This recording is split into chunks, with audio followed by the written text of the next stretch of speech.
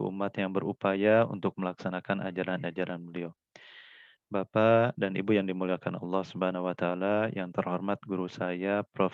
Neni Sri Imaniati, rekan-rekan saya juga ada Pak Ustadz Panji, Pak Dr. Asep Rozali, Ibu Dr. Mia, Pak Dr. Herman.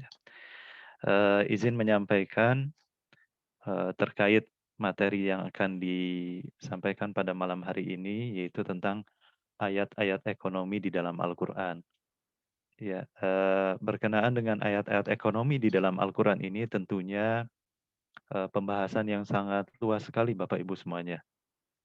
Oleh karena itu di keterbatasan keilmuan dan juga pengetahuan yang saya miliki dalam kesempatan yang terbatas hari ini, kita akan bahas beberapa ayat, ya, bagian daripada ayat-ayat ekonomi yang ada di dalam Al-Quran. Ya. Nah, kini kita bisa lihat di sini. Tadi kita sudah melakukan pretest ya sebelumnya. Nah, yang pertama adalah soalan yang pertama berikut ini adalah makna dari istilah iktisad Islami. Ya. Dan jawabannya apakah A. asuransi Islam, B. ekonomi Islam, C. perbankan Islam, D. keuangan Islam. Nah, jawaban Bapak Ibu semuanya saya lihat banyak memilih pilihan B dan ini yang tepat ya, ekonomi Islam. Nanti Teh Diar ada door prize-nya ini. Hadiahnya apa ini? Prof, Insya Allah hadiahnya sedang umroh Prof ya. diusahakan ke Prof. Insya Neni. Allah hadiah umroh bagi yang mampu Prof. Beberapa bagi yang mampu. Baik, ini yang pertama alhamdulillah. Jadi tepat jawabannya. Iktisad Islami sering diartikan, dimaknai dan diterjemahkan dalam bahasa Indonesia yaitu ekonomi Islam.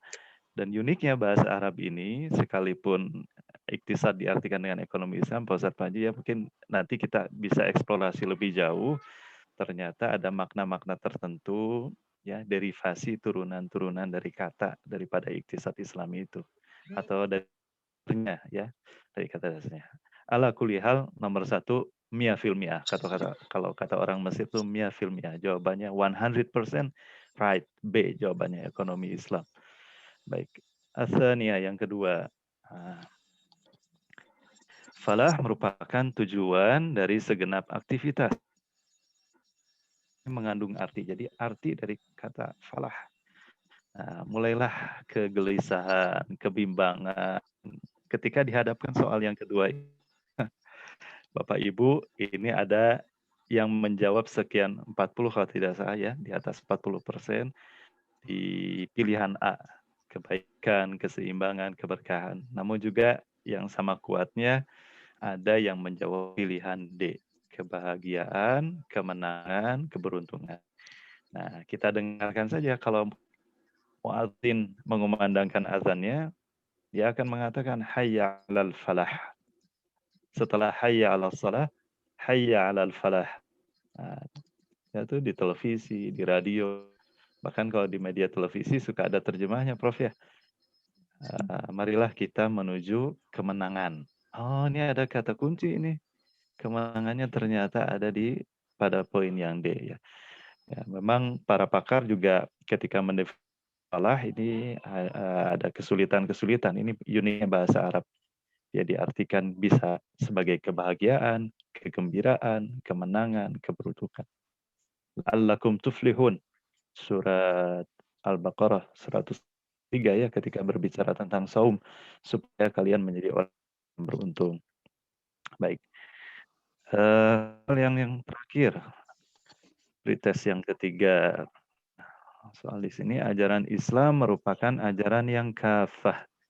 Tidak hanya berkaitan dengan masalah akidah, tidak hanya berkaitan dengan masalah ibadah, tetapi juga masalah akhlak. Ya, kata kafah bermakna apakah A global, luas, utama atau utuh. Nah, jawabannya sebagian besar para penggiat ekonomi syariah, Bapak Ibu, betul jawabannya adalah yang D, yaitu utuh, ya, sempurna. Kafah itu artinya. Baik, itulah alhamdulillah tadi sudah kita ikuti dan kita isi bersama-sama. Bapak Ibu yang dimuliakan Allah Subhanahu wa taala, ya. Islam adalah agama yang kafah, ya. Tadi pretest yang kafah itu artinya sempurna, utuh, ya. Ya ayyuhalladzina amanu dukhulu fis-silmi kafah.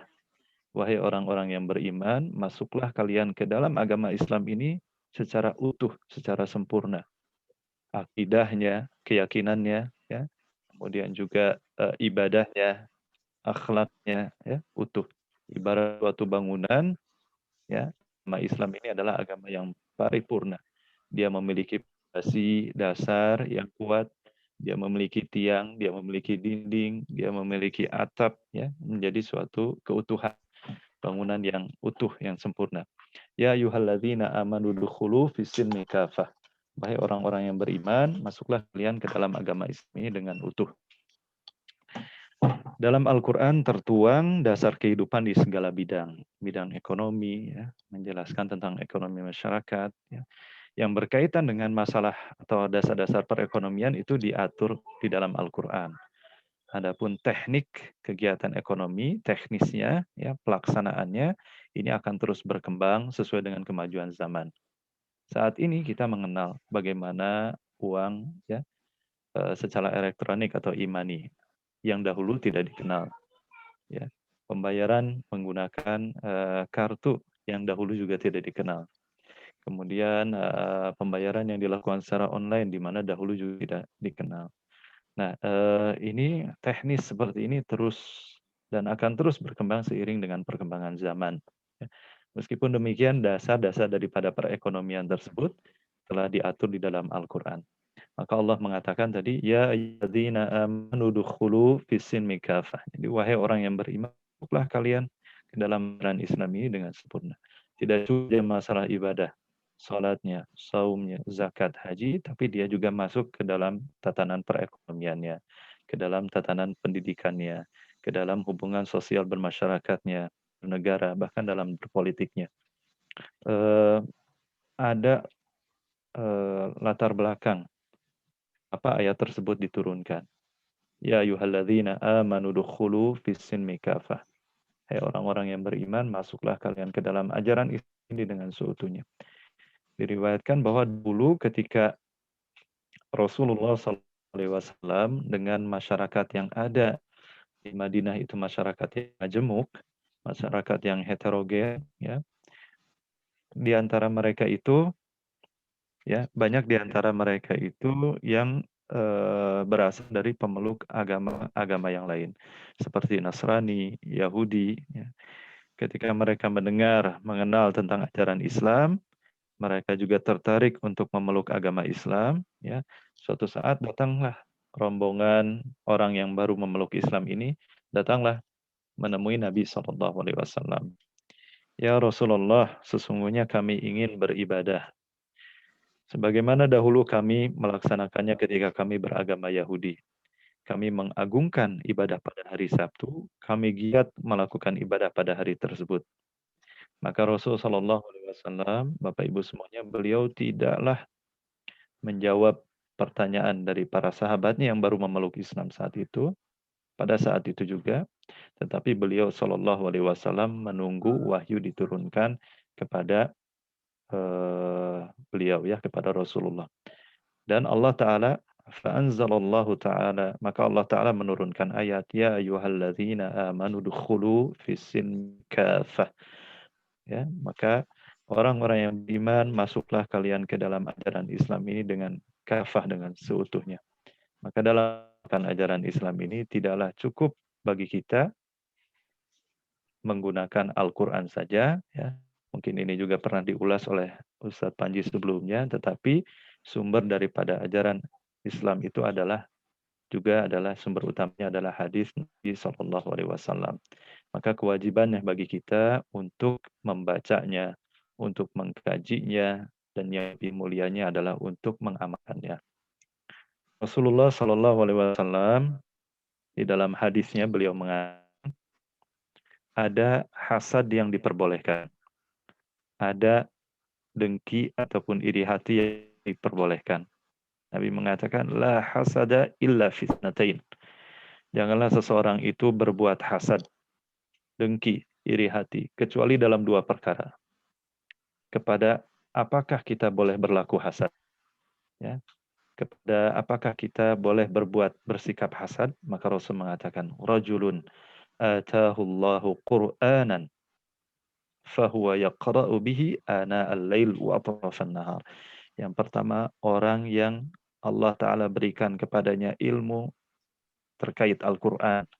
Maka ia mengkajinya, membacanya, akan lebih mengamalkannya. Ana al-lail wa atrafan nahar. Sepanjang malam dan siang. Yang pertama. Yang kedua, rajulun atahullahu malan. Nah, ini berkaitan dengan harta.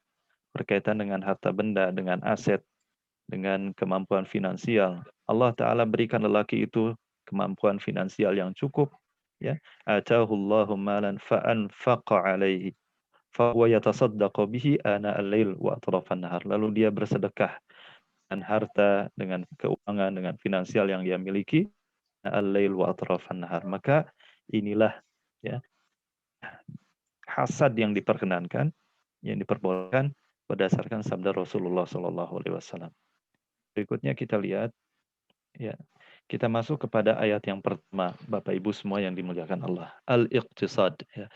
Bapak Ibu bisa di sini, ya, al-iqtisad muncul pada pretest nomor 1 tadi, ya, sering dimaknai dengan kata ekonomi, sehingga dipadankan dengan kata iqtisad islami atau al-iqtisad al-islami, yaitu ekonomi Islam. Nah, ada kata yang mirip dengan itu yang dapat kita jumpai di dalam Al-Quran. Nah, salah satunya adalah di dalam surah Luqman ayat 19. Allah mengatakan, waqsid fi masyika waghdud min sautik inna ankaral aswati la sautul hamir. Ya. Bahkan di ayat 18 sebelumnya, jadi ini berkenaan dengan wasiat pesan emas Luqman kepada putranya, kepada anaknya. وَلَا تُصَعِّرْ خَدَّكَ لِلنَّاسِ وَلَا تَمْشِ فِي الْأَرْضِ مَرَحًا إِنَّ اللَّهَ لَا يُحِبُّ كُلَّ مُخْتَالٍ فَخُورٍ. Baru masuk ke ayat ini. وَقْصِدْ فِي مَشْيِكْ وَاغْضُضْ مِنْ صَوْتِكَ إِنَّ أَنْكَرَ الْأَصْوَاتِ لَصَوْتُ الْحَمِيرِ. Nah, menariknya di dalam ayat Al-Quran, ketika kita menafsirkan, ya, menerjemahkan, kita kaitkan, hubungkan, ya, korelasikan, ya, sesuaikan dengan ayat sebelumnya. Di mana di ayat ke-18, Allah mengatakan, وَلَا تُصَعِّرْ خَدَّكَ لِلنَّاسِ. Janganlah kamu memalingkan pipimu terhadap manusia. Ya. Jadi kalau kita nih berjalan, kemudian palingkan pipi. Allah katakan di sana, wala khaddaka linnas. Palingkan pipi. Janganlah kalian berjalan dengan memalingkan pipi. Nanti kalau ada orang di sebelah kiri, palingkan lagi ke sebelah kiri. Nah, wala tusar khaddaka linnas. Ini yang pertama, jangan memalingkan pipi, ya. Jangan sombong, jangan angkuh. Wala tamshi fil ardi marahan. Jangan berlagak atau berjalan di muka bumi dengan sombong dan angkuh. Jadi ayat ini apakah berlaku sampai sekarang? Berlaku. Jadi sudah sejak zaman Luqman, seorang hamba yang saleh, kemudian turun lagi ke zaman Nabi Daud alaihi salam, turun lagi ke zaman Sulaiman alaihi salam, turun lagi kepada zaman Nabi Musa alaihi salam, turun lagi kepada zaman Nabi, ya, siapa?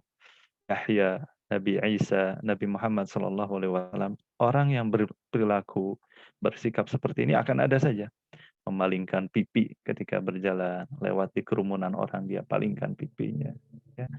Padahal Nabi SAW mengatakan, tabassumuka fi wajhi akhika sadaqah. Jadi senyummu terhadap saudaramu adalah sedekah. Bahkan dalam hadis yang lain disebutkan, kullu sulamai, tiap-tiap persendian yang ada di dalam tubuh kita ini adalah berpotensi untuk sedekah. Ada orang yang tidak bisa bersedekah dengan harta, dengan pakai, tidak bisa bersedekah misalkan ingin dia pakaikan, ya. Tidak bisa bersedekah dengan uang yang dia miliki. Maka Nabi mengatakan kullu sulamai, ruas-ruas persendian yang ada pada diri kita ini berpotensi untuk bersedekah dalam kebaikan, mengangkatkan ya barang milik orang lain, ya, menyingkirkan duri di jalan atau gangguan yang ada di jalan, itu bersedekah.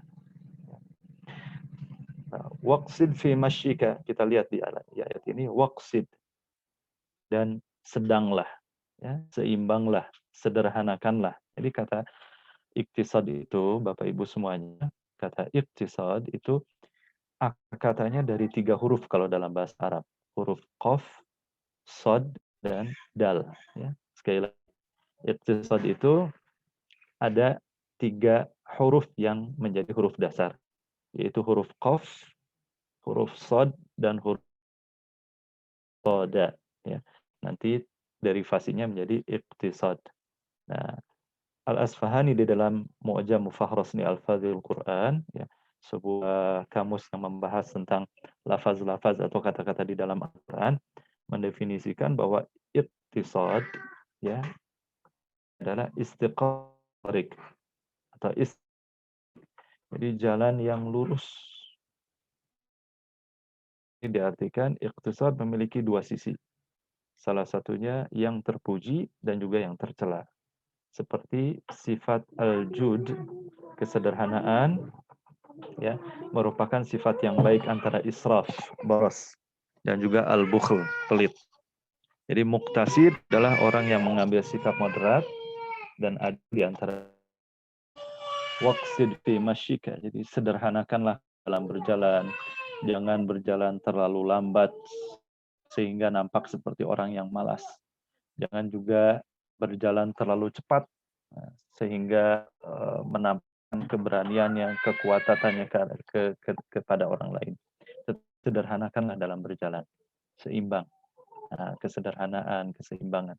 Wudud min sautik, dan juga rendahkanlah suaramu.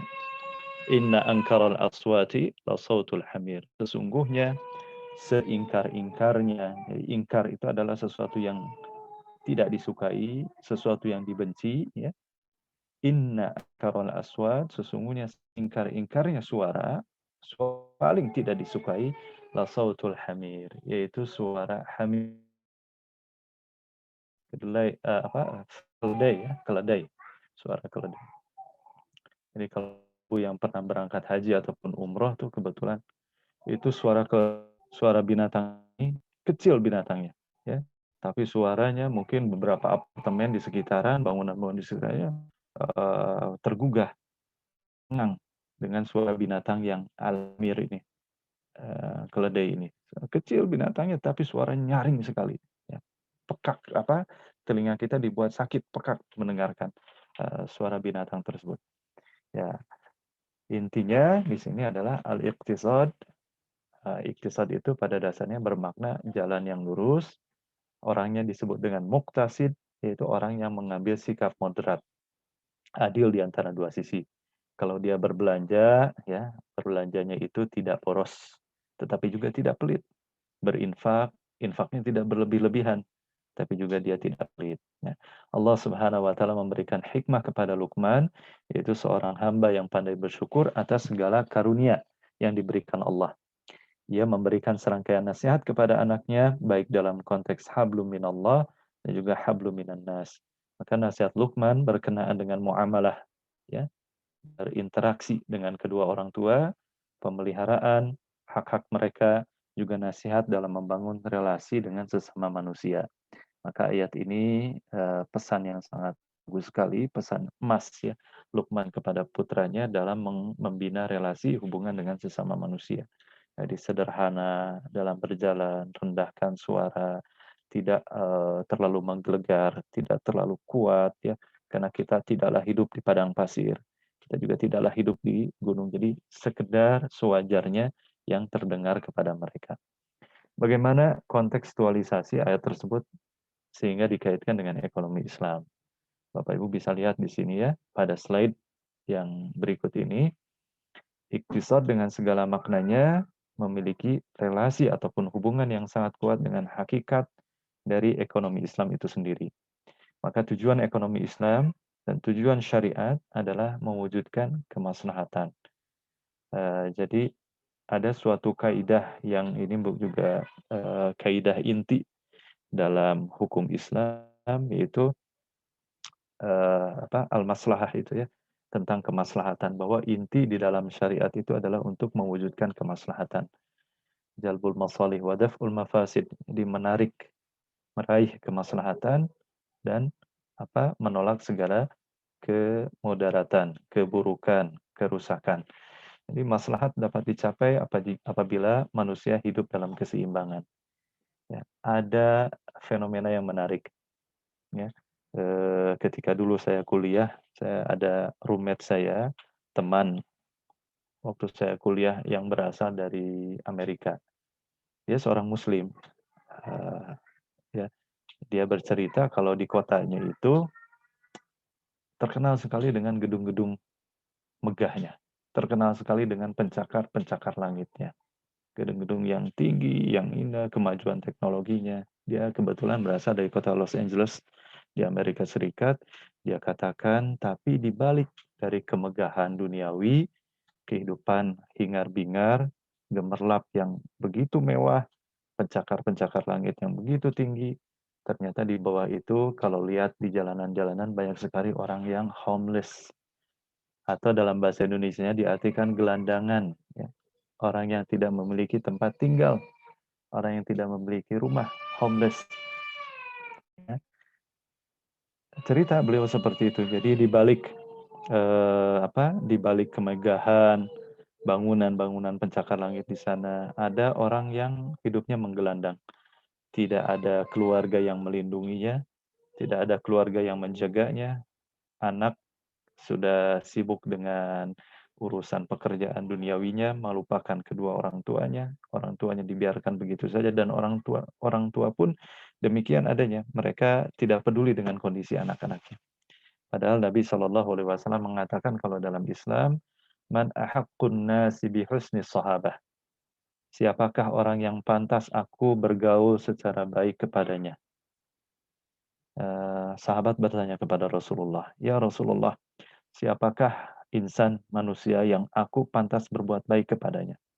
Maka Rasul Shallallahu Alaihi Wasallam mengatakan, qala ummuka. Beliau mengatakan ibumu. Kemudian lelaki tadi bertanya, qila thumma man ya Rasulullah. Kemudian siapakah wahai Rasulullah? Qala ummuk, ibumu. Qila thumma man. Kemudian siapa ya Rasulullah? Ditanyakan lagi, qala ummuka, ibumu. Qala thumma man. Maka Rasul Shallallahu Alaihi Wasallam menjawab untuk keempat kalinya, thumma abuka. Lalu kemudian berbuat baiklah kepada ayahmu. Di sini disebutkan bahwa betapa pedulinya ajaran Islam ini, pentingnya tentang al-usrah, keluarga. Karena kalau dalam bahasa Arab, al-usrah itu ibarat tameng, pelindung, perisai. Ya. Kata usrah itu bukan diartikan sebagai keluarga saja, tetapi dalam bahasa Arab, al-usrah itu diartikan sebagai tameng yang melindungi, tameng ketika kita tempat bergantung, ya, yang dapat melindungi kita, yang dapat menjaga kita. Nah, ini disebut dengan kata al-usrah. Ekonomi Islam bertujuan untuk mewujudkan, menciptakan kehidupan yang seimbang, antara lain mencakup keseimbangan fisik dan mental, material dan spiritual, individu dengan sosial, masa kini dengan masa yang akan datang, masa depan, ya. Kemudian juga dunia dan akhirat. Maka pembangunan ekonomi yang terlalu mementingkan aspek material, mengabaikan aspek spiritual, hanya akan melahirkan kebahagiaan yang semu, bahkan justru menimbulkan petaka. Inilah mungkin yang dirasakan oleh sebagian negara-negara maju di dunia. Banyak orang yang sudah tidak peduli lagi dengan kehidupannya. Bahkan ada sebuah negara yang sangat tinggi sekali tingkat bunuh dirinya. Mungkin Bapak Ibu tahu ya, ada sebuah negara yang sangat tinggi sekali. Dia memiliki income yang tinggi, pendapatan, ya, wah jauh bila dibandingkan dengan negara kita, tetapi tingkat bunuh dirinya pun sangat tinggi di sana. Baik, ayat yang selanjutnya kita lihat. Ya. surah Al-Baqarah ayat 164. Allah Subhanahu wa taala mengatakan, ya, coba perhatikan di slide yang ke-18 ini Allah taala mengatakan inna fi khalqis samawati. Ini dibacakan juga tadi oleh Ustaz Panji di awal ya. Inna fi khalqis samawati wal ard wa ikhtilafil laili wan nahar wal fulki allati tajri fil bahri bima yanfa'un nas wa ma anzalallahu minas sama'i min ma'in fa ahya bihil arda ba'da mautiha wa batha fiha min kulli dabbatin wa tasrifir riyah was sahabil musakhkhari bainas sama'i wal ard la ayatin liqaumi yaqilun. Ayat ini menyeratkan isyarat bagi kita, menunjukkan kepada kita bahwa akidah, tauhid itu merupakan fondasi yang sangat kuat, fondasi yang sangat mendasar ya bagi bangunan ajaran Islam. Tentunya di atasnya juga ada ekonomi Islam. Nah, fondasinya adalah tauhid yang kuat. Fondasinya adalah keyakinan akidah yang baik, yang benar. Allah mengatakan di dalam surah Al-Baqarah 164, Inna fi khalqis samawati wal ard, sesungguhnya pada penciptaan langit dan bumi. Ya, maka kita menyadari bahwa Khaliq, Al-Khaliq wallah, penciptanya adalah Allah Subhanahu wa taala. Wa ikhtilafil lail wan nahar, pergantian malam dan siang. Wal fulkil lati tajri fil bahri, bahtera ya, bahtera yang mengarungi lautan, samudra, bima yanfa'un nas, membawa komoditas-komoditas yang dapat memberikan manfaat bagi manusia, barang-barang ya, hasil pertanian, hasil bumi yang bermanfaat bagi manusia. Wa ma anzalallahu minas sama'i min ma'in. Kemudian air yang Allah turunkan dari langit berupa air hujan. Fa ahya bihil arda ba'da mautiha. Kemudian Allah hidupkan tanah yang semula gersang, yang semula mati, tidak menghasilkan buah-buahan, tanaman dan untuk cocok tanam. Allah hidupkan. Fa ahya bihil arda ba'da mautiha. Wa batha fiha min kulli dabah. Allah sebarkan di atas perut bumi, di atas permukaan bumi ini min kulli dabbah ya, segenap segala macam binatang-binatang. Wa tasrifir riyah, kemudian angin yang enak yang berhembus ya. Was sahabil musakhkhari bainas sama'i wal ard, kemudian juga awan yang berada, yang Allah tundukkan berada di antara langit dan bumi. La ayatil liqaumi yaqilun. Itu semua menjadilah tanda kebesaran Allah Subhanahu wa taala bagi orang-orang yang berakal. Maka segenap sumber daya yang ada di alam semesta ini adalah Allah Subhanahu wa taala yang ciptakan.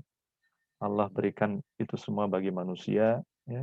Ini mengingatkan kepada kita semua ya, segala penciptaan ini Allah lah pemilik tunggal. Allah lah pemilik mutlak terhadap kekayaan semesta. Manusia tidaklah disebut sebagai pemilik, melainkan hanya sekedar hamba yang diberikan amanah, titipan untuk dikelola, diberdayakan, dikembangkan sesuai dengan petunjuk dari Allah Subhanahu wa taala. Jadi Bapak dan Ibu yang dimuliakan Allah Subhanahu wa taala, nah, ini Allah secara rinci sebutkan satu persatu ya, penciptaan yang paling besar, kemudian penciptaan yang ada di sekitar manusia, yang jauh dari jangkauan manusia, yang terdekat di sekitaran mereka. Ya. Kalaulah Al-Quran ini misalkan kitab undang-undang, pasti akan tegas di sana. Pendek saja Allah katakan, jangan sombong, ya, jangan jangan angkuh ya, dan sebagainya. Tapi Allah Taala sebutkan di sini, Allah tidak saja mengkhitab ya, mengajak dialog akal kita, otak kita, tetapi Allah Subhanahu wa taala mengajak dialog dengan hati kita. Itulah sebabnya Al-Qur'an bukan kitab undang-undang, tetapi Al-Qur'an adalah kitab suci, bukan sekedar otak ataupun akal yang disentuh oleh Allah Subhanahu wa taala, tetapi hati manusia. Ya. Inna fi khalqis samawati wal ardi wa ikhtilafil lail wan nahar wal fulkil lati. Maka manusia sebagai makhluk ekonomi mengorientasikan segala macam aktivitasnya hanya untuk Allah Subhanahu wa taala dan dimaksudkan sebagai ibadah kepadanya. Bahkan aktivitas ekonomi yang dijalankan yang dilakukan oleh manusia dalam rangka mensejahterakan manusia sebagai khalifah Allah, dia diberikan tanggung jawab untuk memakmurkan bumi dengan segala isinya. Jadi penting sekali untuk kita menjadi manusia ekonomi yang cerdas. Sebab Nabi SAW menyebutkan dalam hadis, beliau mengatakan, Ana wa kafilul yatim fil jannati hakadha. Kata Rasul SAW, saya dan orang yang mengurusi, orang yang menjaga, orang yang memelihara anak yatim seperti dua jari ini pada hari kiamat nanti. Wa farraja baina isba'ihi. Kemudian Rasul SAW merenggangkan di antara as-sababah, as-sababah wal wusta, jadi jari telunjuk dan juga jari tengahnya. Dan ini tidak akan terwujud kecuali orang tersebut memiliki finansial yang baik. Dari sisi ekonominya baik, sehingga dia bisa menyantuni, memberikan santunannya kepada anak-anak yatim. Nah, inilah slide yang di halaman 8 ini, pentingnya tauhid, akidah sebagai dasar, asas, ataupun pondasi dalam aktivitas ekonomi di dalam Islam. Berikutnya kita lihat lagi. Nah, baik. Yang selanjutnya adalah al-insan al-iqtisadi ar-rasyidi. Jadi insan ekonomi yang cerdas. Di surah An-Nisa ayat 2, surah An-Nisa ayat 5, surat An-Nisa ayat 6 ya. Sekaligus tadi mengingat-ingat lagi di awal kata iqtisad kita bahas surat Luqman ya. Surat Luqman ayat berapa? 19 ya. Kemudian sesudahnya yang barusan kita bahas surah Al-Baqarah ya, ayat 164. Sekarang kita menginjak kepada surat yang berikutnya itu surat An-Nisa. Surat An-Nisa ayat 2, ayat 5 dan ayat 6. Baik, di dalam surat ini Allah mengatakan wa atul yatama amwalahum wa la tatabaddalu al-khabitha bit-tayyib wa la ta'kulu amwalahum ila amwalikum innahu kana huban kabira. Ya Allah Subhanahu wa taala menjelaskan di sini berkaitan dengan anak yatim. Ya. Anak yatim adalah anak yang ditinggal mati oleh ibunya, oleh ayahnya, oleh orang tuanya, ya, anak yatim. Jadi disebutlah, bahkan di dalam peribahasa disebutkan laisal yatimu bukanlah yang disebut dengan anak yatim itu adalah anak yang ditinggal wafat oleh ayahnya. Balil yatimu yatimul ilmi wal adab. Jadi yang dimaksud dengan yatim itu ketika seorang anak dia tidak memiliki ilmu pengetahuan dan juga tidak memiliki adab ataupun etika. Bahkan dalam mahfuzat ya, dalam peribahasa atau kata mutiara yang lain dikatakan wallahi hayatul fata bil ilmi wat tuqa. Demi Allah. Demi Allah, wallahi hayatul fata bil ilmi wat tuqa. Hidupnya seorang pemuda itu karena dia memiliki bekal ilmu dan ketakwaan. Idza lam yakuna la'tibara lidzatih. Kalau dua hal ini tidak ada, maka keberadaannya tidak akan dianggap.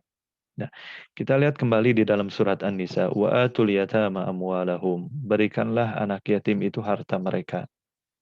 Wala tatabaddalul khabitha bit-thayyib. Jangan kamu campur adukan harta yang buruk dengan harta yang baik. Wala ta'kulu amwalahum. Janganlah kamu memakan harta mereka ila amwalikum, ya, kepada harta kalian. Innahu kana huban kabira. Sesungguhnya itu adalah dosa yang besar sekali. Bapak dan Ibu yang dimuliakan oleh Allah Subhanahu wa taala, ini pesan kepada siapapun ketika ketika seseorang ya, anak ditinggal wafat oleh orang tuanya ya, kemudian diuruskan mungkin saja oleh pamannya, mungkin saja oleh tokoh masyarakat yang ada di sana, mungkin saja ada orang kepercayaan dari orang tuanya, maka wa atul yatama amwalahum, berikan harta anak yatim itu kepada mereka. Ya, berikan. Hati-hati dalam penggunaannya.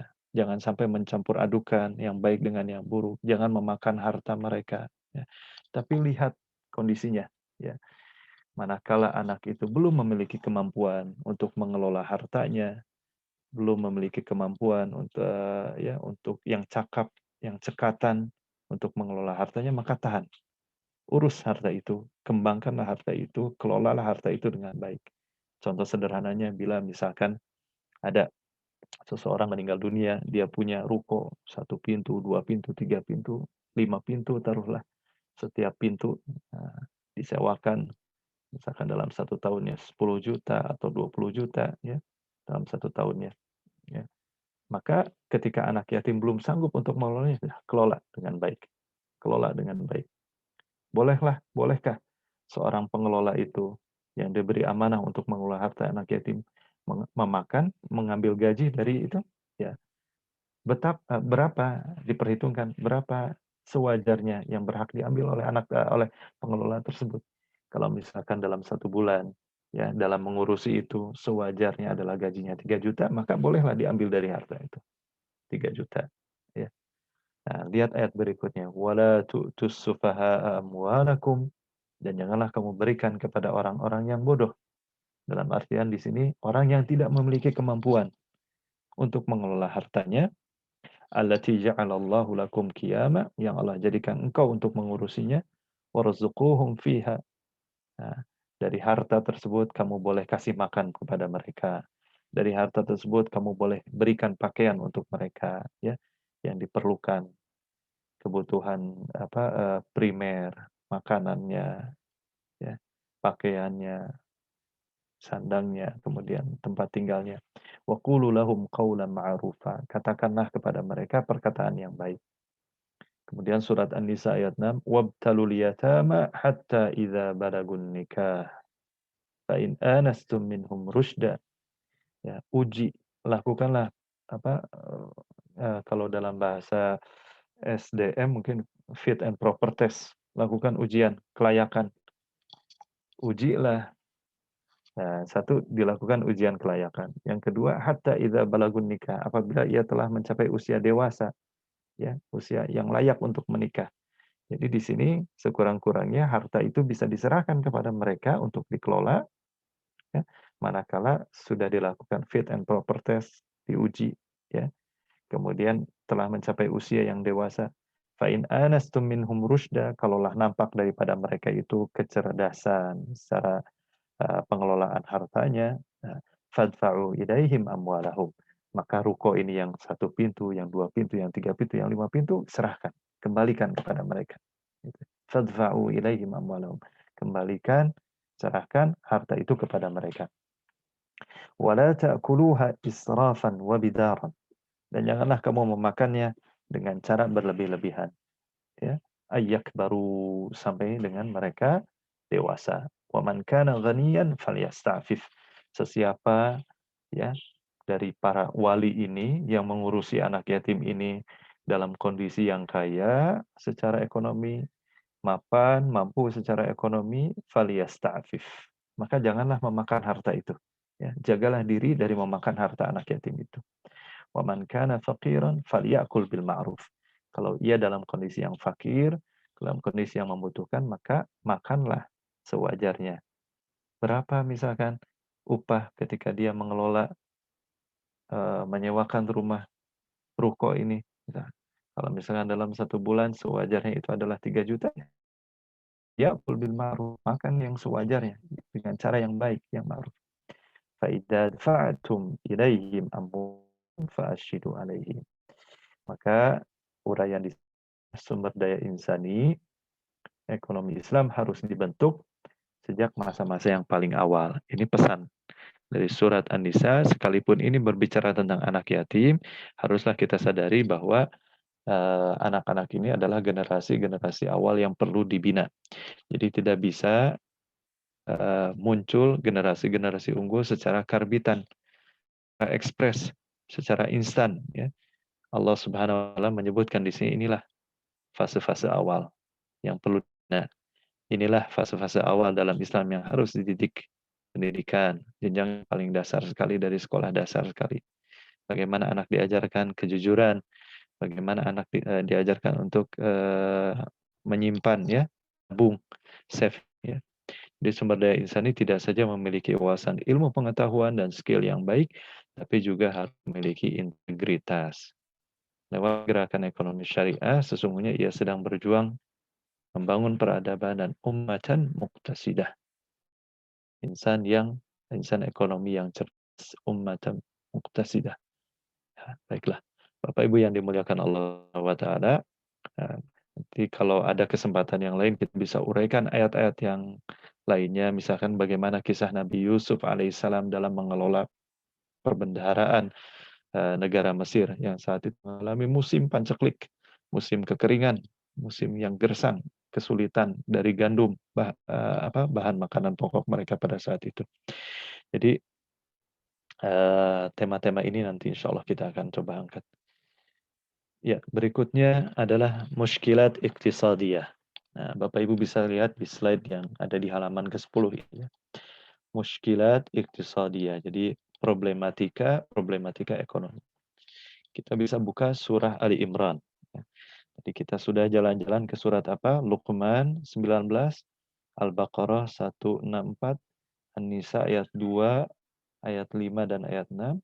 Nah, sekarang kita surah Ali Imran. Ini surat yang berdekatan sekali ya. Al-Baqarah tadi, kemudian An-Nisa, sekarang Ali Imran. Ali Imran ayat 14. Allah Subhanahu wa taala mengatakan, "Zuyyina lin-nas hubbus syahawati minan nisa wal banin wal qanatir muqantarati minadh dhahabi wal khailil musawwamati wal an'ami wal harth. Dzalika mata'ul hayatid dunya." Allahu indahu husnul ma'ab. Zulinnas. Dijadikan indah. Manusia ini dibuat suka. Ya. Dijadikan hiasan. Jadi manusia dibuat suka. Hubbus syahwat. Kecintaannya kepada syahwat. Nah, hanya saja dalam kadangkala syahwat itu seringkali dikonotasikan dengan seks. Ya. Tapi syahwat dalam bahasa Arab artinya keinginan.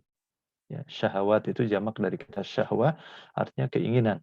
Berarti syahwat ini dia punya keinginan-keinginan yang beragam, yang bermacam-macam.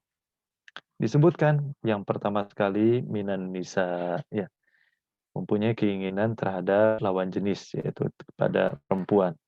Minan nisa, nisa perempuan. Ya, di sekeliling kita, entah itu istri kita, ya.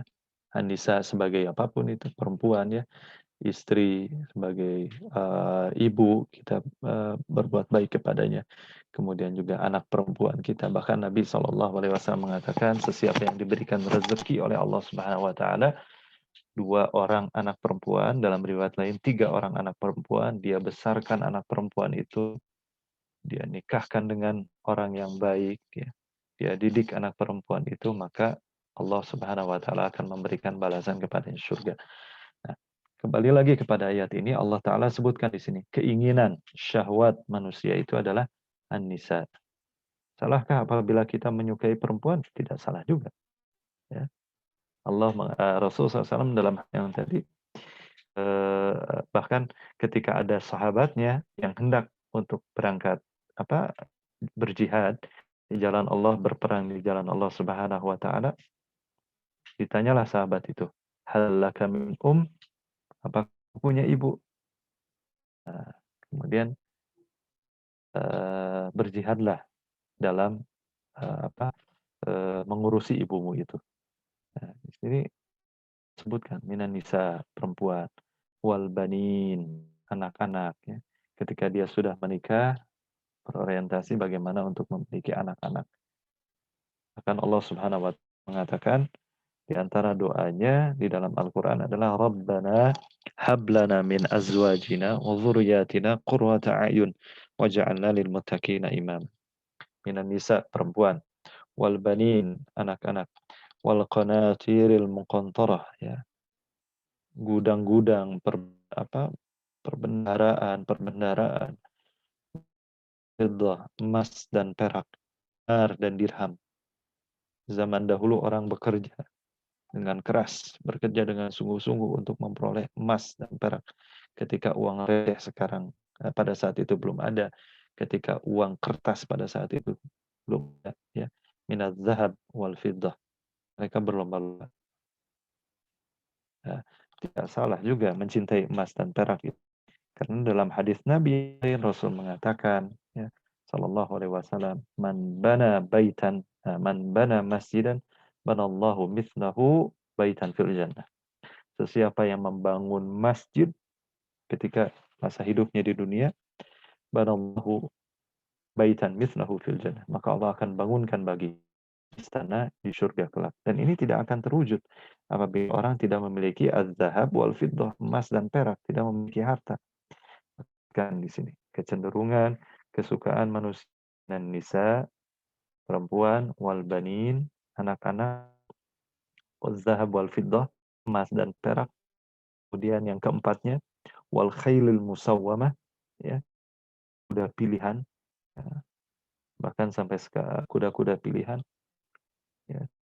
Bahkan Allah Ta'ala menyebutkan dalam ayat yang lainnya, kuda-kuda ini disebutkan di dalam Al-Quran, wa'iddu min quwwah, ketika hendak berperang, siapkanlah persenjataan, kekuatan, mastata'tum min quwwah, wa min ribatil khail, tali kekang kuda. Nah, bagaimana ini disebutkan di dalam Al-Quran. Bahkan ya, kuda pilihan ini mungkin dibandingkan dengan kendaraan yang ada yang sampai harganya miliaran rupiah, ada yang sampai 2 miliar. Bahkan dia lebih khawatir apabila kudanya itu demam daripada dirinya sendiri yang demam. Kudanya sakit flu, lebih dia khawatir daripada dirinya sendiri yang sakit flu. Wal khailil musawwamah, jadi kuda-kuda pilihan. Dalam hadis yang lain Nabi mengatakan kaitannya dengan Al-Quran, Al-Quran itu lebih cepat hilang daripada hafalan kita, daripada memori kita, daripada kuda dengan tali kekangnya.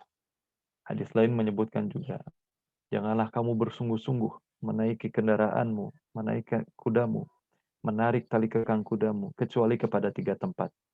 Masjidi hadza, ke masjidku hari ini, itu Nabawi, wa Masjidil Haram, wa Masjidil Aqsa. Masjidil Haram dan Masjidil Aqsa. Jadi memang dari sejak dahulu sampai kini, ya, kendaraan itu betapa digandrungi, dibuat suka manusia kepadanya. Allah menyebutkan di sini wal khail musawwamah, kuda-kuda pilihan. Wal an'am, dan juga hewan-hewan ternak.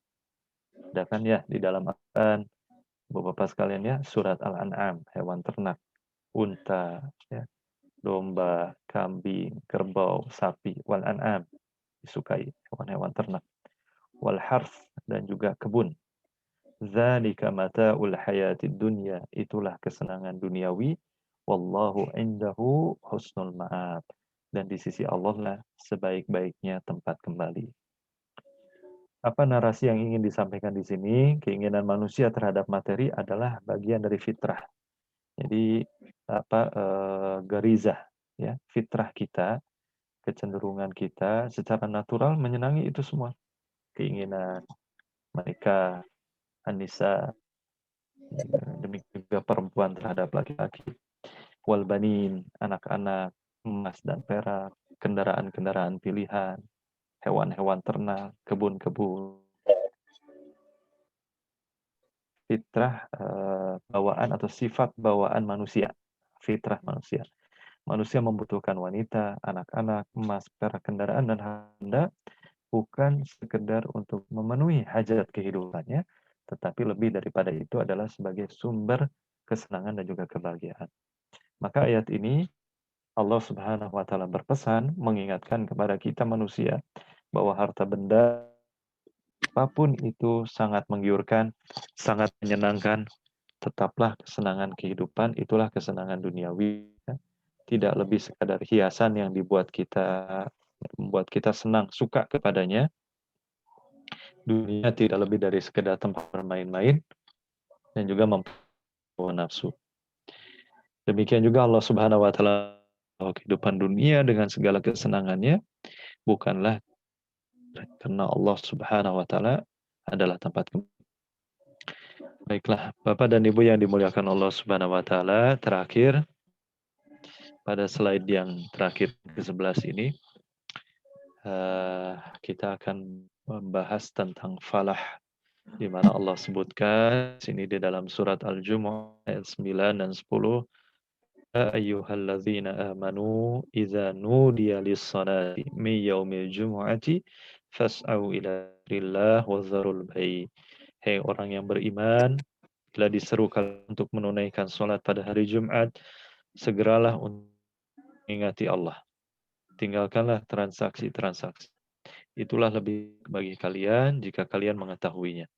Fa'idha qudiyatis shalah, apabila salat telah selesai ditunaikan, fantashiru fil ardi, maka bertebaranlah, menyebarlah di muka bumi.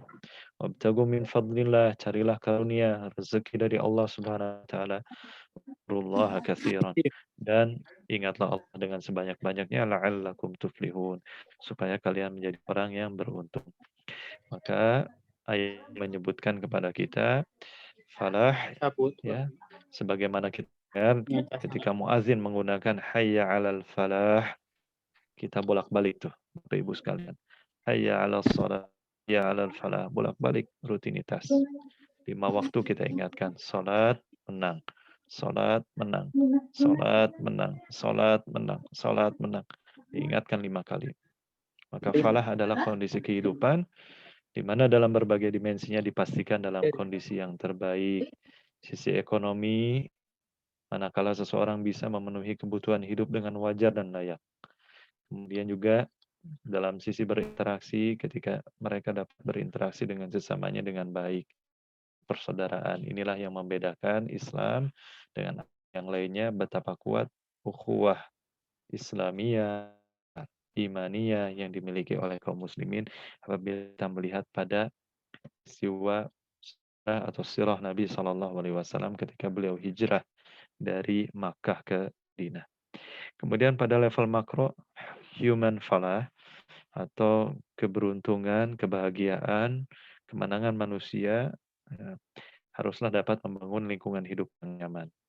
Kita lihat misalkan apabila kita menabur benih lalu kita urus, kita siram, kita berikan pupuk, ya, niscaya dia akan menumbuhkan tunas yang baik, pepohonan yang baik, dengan lingkungan yang baik. Ada hama yang menyerang, kita singkirkan penyakit-penyakit itu. Kuatkan dengan multivitamin yang baik. Bahkan dalam konteks yang lebih luas lagi, falah yaitu negara mampu menjalankan fungsinya dalam rangka mensejahterakan rakyatnya. Nah, inilah Bapak dan Ibu yang dimuliakan Allah Subhanahu wa taala, kiranya masih ada waktu lebih 10 menit ya untuk kita bisa sharing dan diskusi hal-hal yang terkait dengan tema yang ada di dalam Al-Qur'an berkaitan dengan ekonomi. Tentunya ini rintisan karena masih banyak ayat-ayat yang lain, entah itu berkaitan dengan jual beli, berkaitan dengan sewa, berkaitan dengan transaksi-transaksi yang lainnya yang diperbolehkan maupun yang dilarang di dalam Al-Qur'an Karim. Mungkin ini yang dapat saya sampaikan. Mohon maaf atas segala kekurangan dan segala khilaf. Billahi taufiq wal hidayah. Assalamualaikum warahmatullahi wabarakatuh. Selanjutnya dikembalikan kepada Prof. Neni. Terima kasih. Waalaikumsalam warahmatullahi wabarakatuh. Masya Allah, luar biasa ya Pak Dr. Sandi. Begitu banyak Al-Quran memberikan pedoman, memberikan tuntunan kepada kita berkaitan dengan masalah ekonomi ya, nilai-nilai value ya, akhlak dalam ekonomi. Yang ini tidak ada ya, kita tidak bisa menemukan dalam sistem ekonomi kapitalis ya Pak Sandi, yang semuanya berorientasi pada rasio manusia. Dan relatif semuanya berorientasi pada materi ya. Nah, dalam Islam, ekonomi Islam tentu saja tadi telah disampaikan tujuannya adalah kemaslahatan, keseimbangan gitu ya. Sehingga tadi seimbang antara fisiknya, spiritualnya, maninya begitu kan. Ini luar biasa. Pak Dr. Sandi, ini banyak pertanyaan yang masuk. Apa saya ini kan satu-satu atau saya baca satu-satu aja ya. Kita waktunya sebentar. Ini pertanyaannya luar biasa. Yang pertama dari ini sahabat Nadia ingin bertanya mengenai fenomena transaksi muamalah yang menggunakan dinar dan dirham. Bagaimana Pak Sandi? Ini masih ada yang pro kontra, bahkan sementara memasukkan ini sebagai tindak pidana katanya Pak Sandi. Jadi penggunaan uang dinar dan dirham. Jadi langsung aja mungkin ya Pak Sandi. Ya, Tapi ini pertanyaannya banyak. Ya, terima kasih Prof. Berkaitan dengan dinar dan dirham itu memang untuk menjaga nilai ya. Dan ini juga merupakan alat tukar. Sehingga orang ketika melakukan transaksi sekarang mereka menyimpan nilai itu lebih safe, lebih aman apabila dalam bentuk dinar ya. Walaupun cetakannya kan pada substansinya itu adalah emas dan perak ya dengan berbagai macam cetakannya. Dan harus kita akui juga bahwa yang berlaku saat ini di negara kita ya adalah uang kertas ya yang berlaku dengan berbagai pecahannya itu yang kita gunakan ya. Adapun kalau kita memiliki alternatif untuk menyimpan dalam bentuk dinar dan dirham itu sangat baik sekali karena nilai simpanan kita, investasi kita justru lebih aman, lebih terjaga dengan memiliki dinar dan dirham tersebut atau dalam bahasa yang lebih mudah emas dan perak ya, az-zahab wal fiddah. Dia akan mudah untuk dia lebih aman ketika menjaga nilai mata uang yang kita miliki dan lebih mudah ketika nanti kita membutuhkannya ketika mencairkannya. Berbeda dengan aset-aset yang lain yang kiranya perlu waktu. Sedangkan emas ini sangat mudah sekali untuk ditukarkan ya, sangat mudah sekali untuk ditukarkan. Bahkan Prof kita juga bisa memiliki dengan nominal yang sangat kecil sekali. Mulai dari 1 gram Prof ya. 1 gram, pecahan 5 gram, pecahan ini dalam logam mulia atau emas antam itu dengan pecahan yang mudah. Ini saat ya bisa dengan 25 gram ya. Dengan 25 gram insya Allah kita sudah bisa daftar untuk naik haji ya. Dengan 25 gram. Ya, kalau dirupiahkan sekarang kan lumayan itu bisa sampai 1.900.000 atau sampai 1 juta itu dengan 1 gramnya itu. Jadi ini alat untuk Allah sebutkan tadi di dalam surat Ali Imran itu adalah az-zahab wal fiddah. Jadi emas dan perak. Semua orang dijadikan suka kepadanya. Semua orang dijadikan menggandrunginya, cenderung untuk menyenanginya. Gitu. Dan ini tidak akan terwujud ketika seseorang ingin menyantuni anak yatim, dia tidak. Tapi ingat juga ketika seseorang memiliki ini, nah ini yang terkadang lupa dengan kita. Saving, simpan, simpan, simpan, tumpuk, tumpuk, tumpuk. Alladzi jama'a malau wa'addadah. Ya, wailul likulli humazatil lumazah. Alladzi jama'a malau wa'addadah. Dia kumpulkan, himpunkan harta itu wa'addadah. Dia rinci, hitung, hitung, hitung, hitung, hitung. Tapi kewajiban zakatnya lalai. Berapa besaran zakatnya? Ya, emas itu adalah nisabnya, batas minimumnya adalah 85 gram.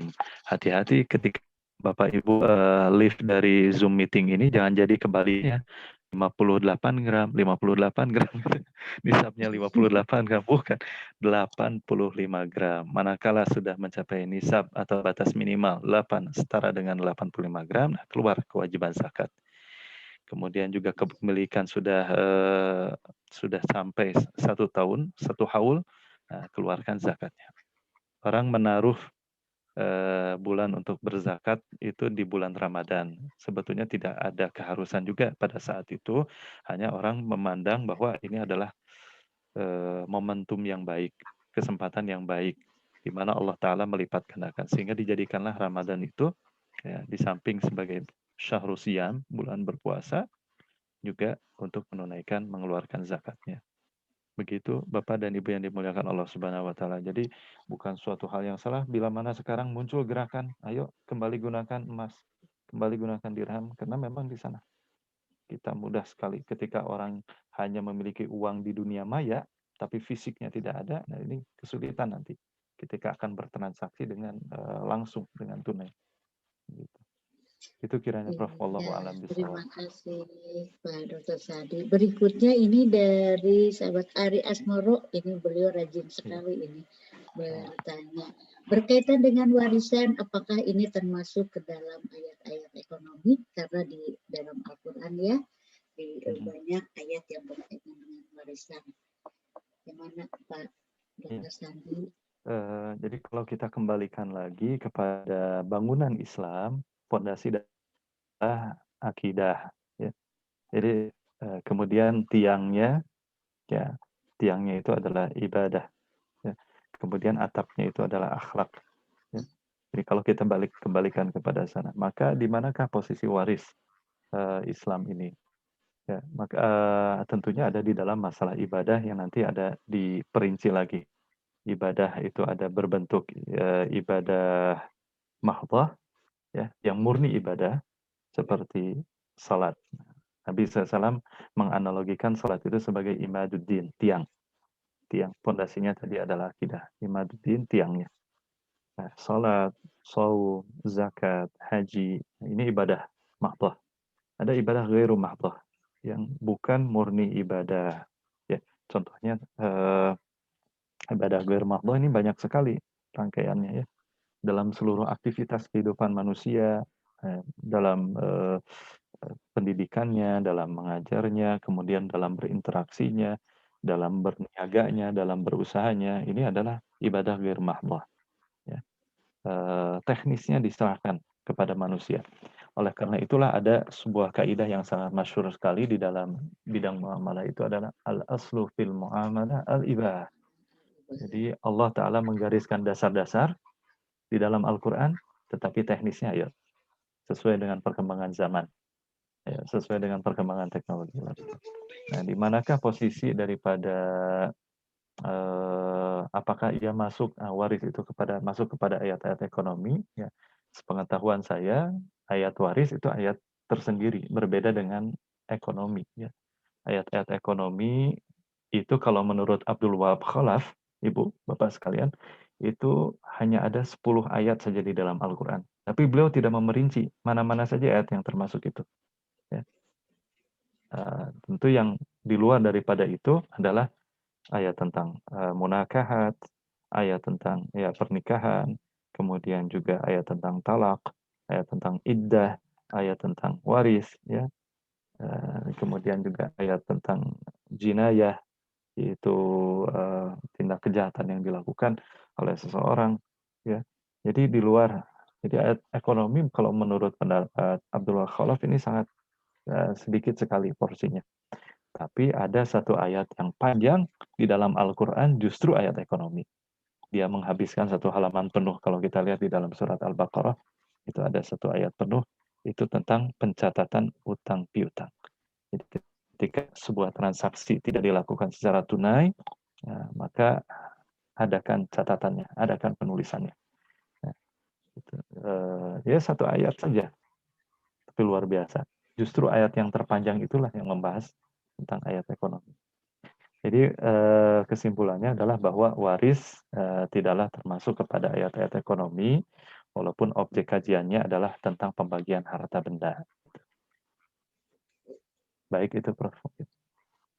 Iya, terima kasih Pak Dr. Sandi. Ini masih banyak dan kalau tidak berkeberatan nanti saya akan izin Pak Sandi untuk menjawabnya dalam bentuk yang lain karena kebetulan waktu sekarang sudah 9:30 sesuai dengan yang telah kita sepakati bersama, karena selain ini juga ada post-test juga yang harus dikerjakan. Pak Dr. Sandi, terima kasih sharingnya luar biasa.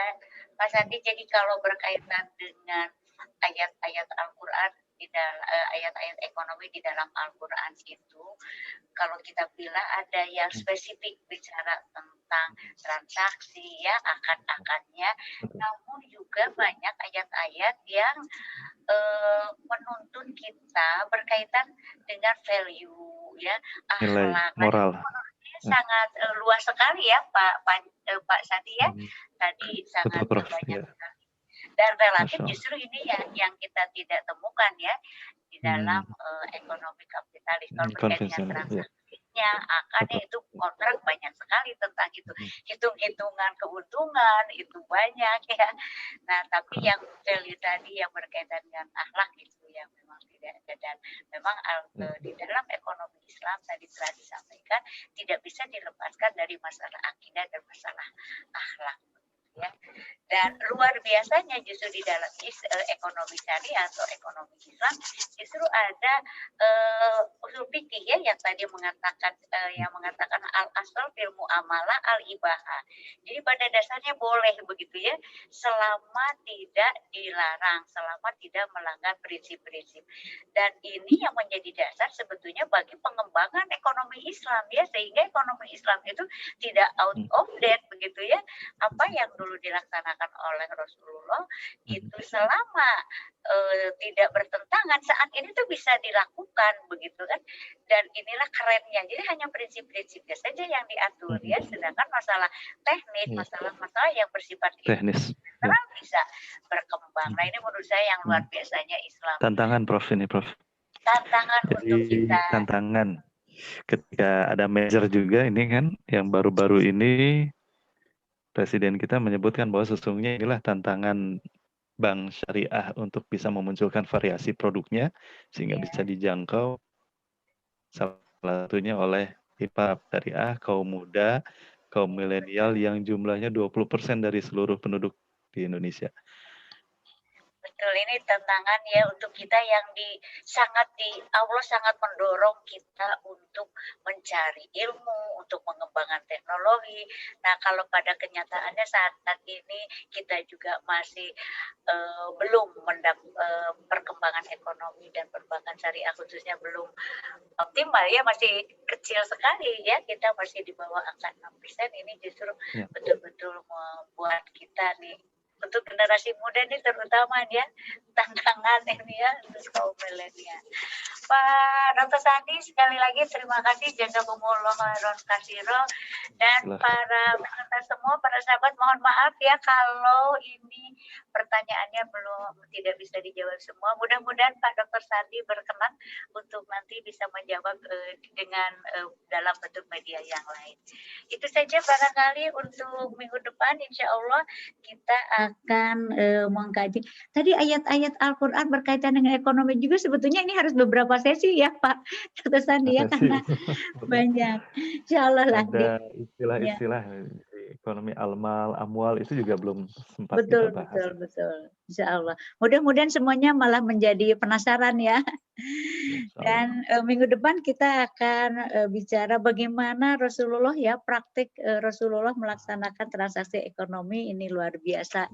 Jadi supaya apa yang ada di dalam ayat Al-Quran, hadis itu bagaimana Rasulullah justru dulu mempraktekannya begitu ya. Jadi Rasulullah itu bukan hanya sebagai konseptor tapi juga sebagai praktisi ekonomi. Itu luar biasa yang juga membedakannya dengan pakar-pakar ekonomi lainnya.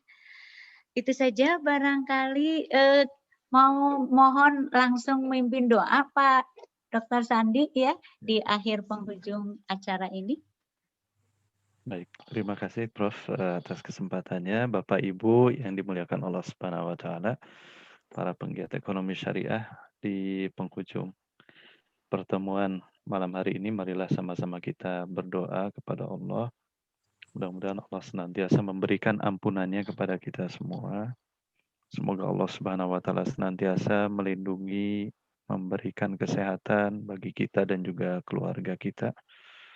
Allahumma ighfir lil muslimina wal muslimat wal mu'minina wal mu'minat al ahya'i minhum wal amwat innaka sami'un qaribun mujibud da'wat wa ya qadiyal hajat. ربنا ظلمنا أنفسنا وإن لم تغفر لنا وترحمنا لنكونن من الخاسرين ربنا لا تزغ قلوبنا بعد إذ هديتنا وهب لنا من لدنك رحمة إنك أنت الوهاب ربنا هب لنا من أزواجنا وذرياتنا قرة أعين واجعلنا للمتقين إماما ربنا لا تؤاخذنا إن نسينا أو أخطأنا ربنا ولا تحمل علينا إصرا كما حملته على الذين من قبلنا ربنا ولا تحملنا ما لا طاقة لنا به واعف عنا واغفر لنا وارحمنا أنت مولانا فانصرنا على القوم الكافرين ربنا آتنا في الدنيا حسنة وفي الآخرة حسنة وقنا عذاب النار سبحان ربك رب العزة عما يصفون وسلام على المرسلين والحمد لله رب العالمين السلام عليكم ورحمة الله وبركاته. Amin, amin ya rabbal alamin. Waalaikumsalam warahmatullahi wabarakatuh. Dengan demikian para sahabat selesai sudah ya untuk dialog bincang ekonomi syariah pada sesi yang ketiga ini. Sekali lagi jazakumullah khairan katsira untuk para pegiat ekonomi syariah seluruhnya dan jazakallah untuk Pak Dr. Sandi. Saya izin pamit billahi fisabilillah. Assalamualaikum warahmatullahi wabarakatuh. Waalaikumsalam.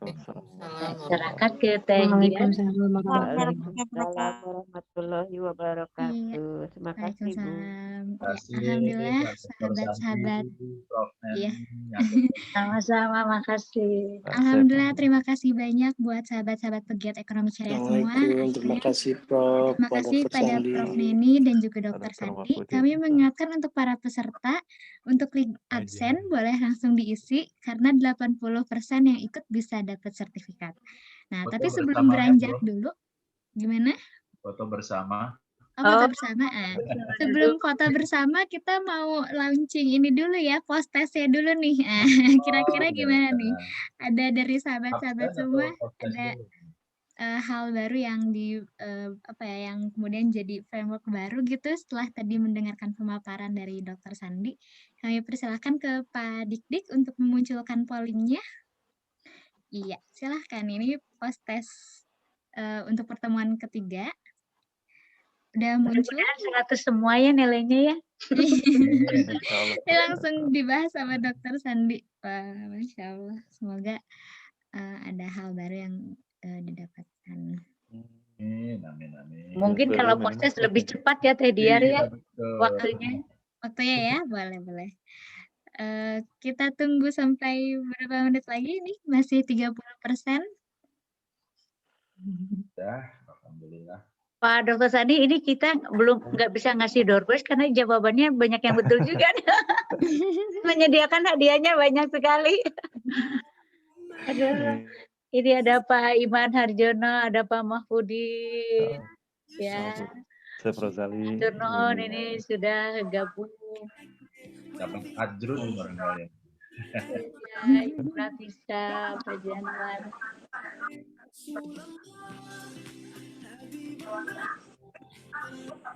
Oke, ada beberapa yang hilang ya post testnya ya. Bisa dibantu. Ya. Sudah berapa lama lagi waktunya?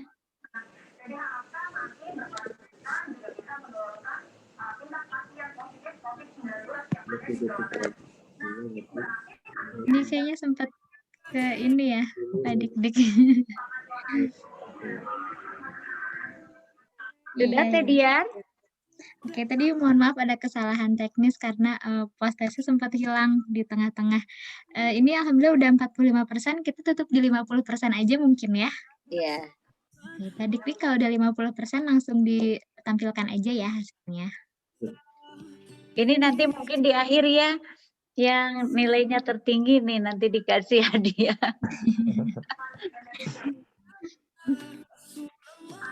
Oke, kita hitung sampai 10 detik lagi ya. Terima kasih banyak Dr. Sandi Rizky Febriadi yang telah ini berkenan pada malam hari ini. Ini tadi ada mungkin dari beberapa sahabat ada yang bingung. Tadi Bu Prof. Neni sempat menyampaikan bahwa materi yang keempat untuk pertemuan kita yang keempat adalah ekonomi syariah di masa Rasulullah SAW ya, Prof. Neni ya? Iya, betul. Jadi buat rekan-rekan yang kemarin sempat nge-save ada poster terkait materi-materi, ada switch, ada pergantian materi yang harusnya diberikan di poster itu kan asalnya sejarah ya, sejarah tentang ekonomi syariah, itu kemudian di switch jadi pertemuan kelima. Jadi pertemuan keempat kita nanti akan sama-sama bahas tentang ekonomi syariah di masa. Ya kita tutup aja ya pollingnya ya. Hasilnya nomor 1 banyak yang jawab makna dari istilah iktisad Islami yaitu ekonomi. Kemudian falah artinya adalah kebahagiaan, kemenangan, dan keberuntungan. Dan kafah artinya utuh. Masya Allah, ini 87%. Tentunya ada perubahan dari ini. Terima kasih banyak untuk sahabat-sahabat pegiat ekonomi syariah. Sekali lagi atas semangatnya yang masih terus mantengin sampai jam segini, sampai jam 10. Kita ketemu lagi kapan-kapan. Tadi foto dulu Teh Dian. Oh, mau difoto dulu? Boleh.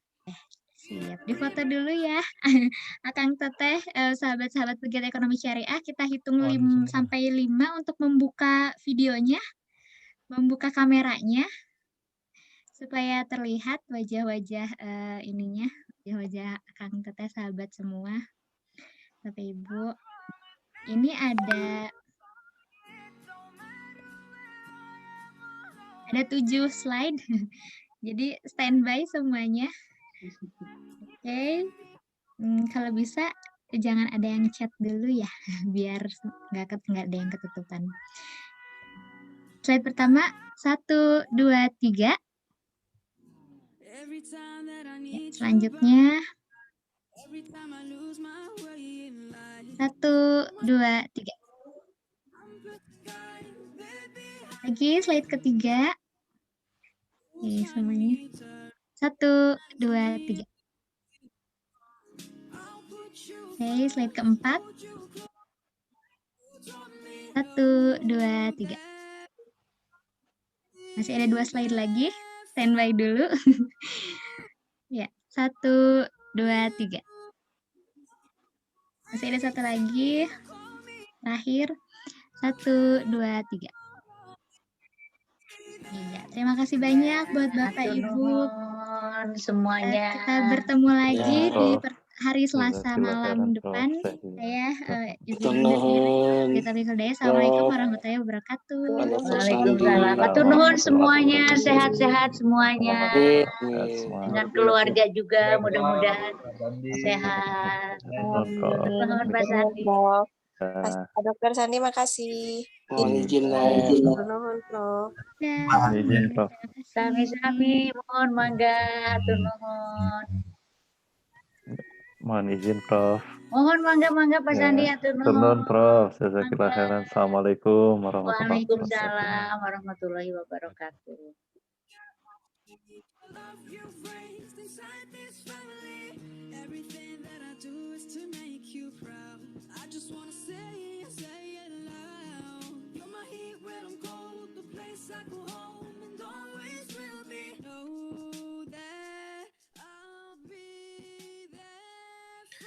Pak Asep, atur nuhun. Ya, mangga. Nah, Udin, ya, makasih ya. izin pamit. Jazakallah. Assalamualaikum. Salam.